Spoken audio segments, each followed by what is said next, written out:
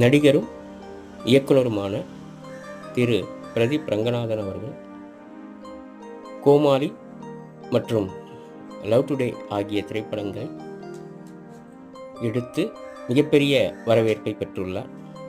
இதில் love today திரைப்படம் 100 கோடி வசூலை அள்ளி குவித்தது.